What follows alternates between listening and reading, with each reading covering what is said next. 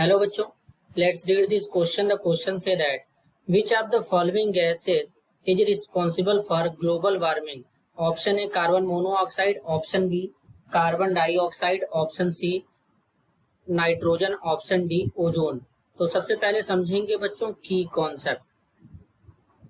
की कॉन्सेप्ट क्या होगा बच्चों? Global warming. Global warming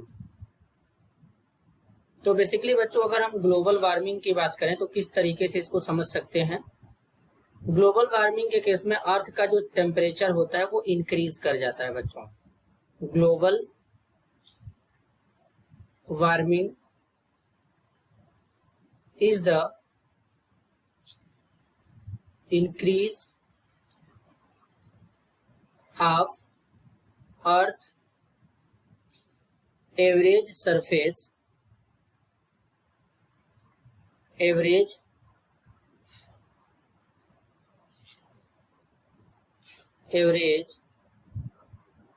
surface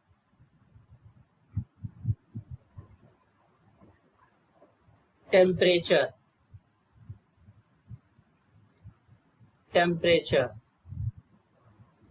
due to effect of green house gases.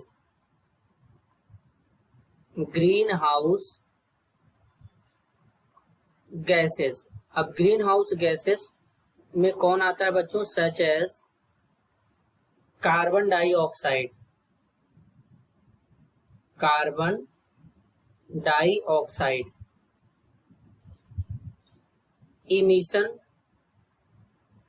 emission from burning fossils,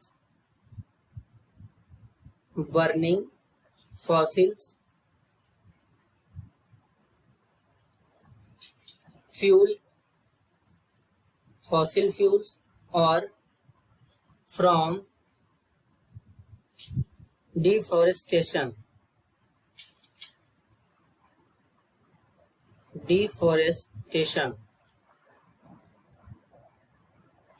which trap होगा बच्चों, trapped नहीं होगा, which trap heat that would otherwise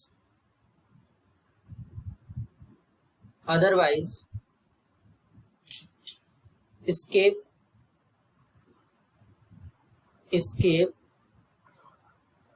from अर्थ।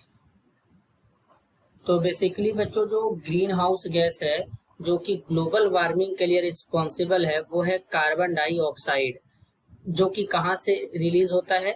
जब बच्चों बहुत सारे जो प्लांट होते हैं, पेड़ होते हैं, जब उनको काट दिया जाता है या फिर जब फॉसिल फ्यूल को हम लोग जलाते हैं तो वहां से ये प्रोड्यूस होता है बच्चों।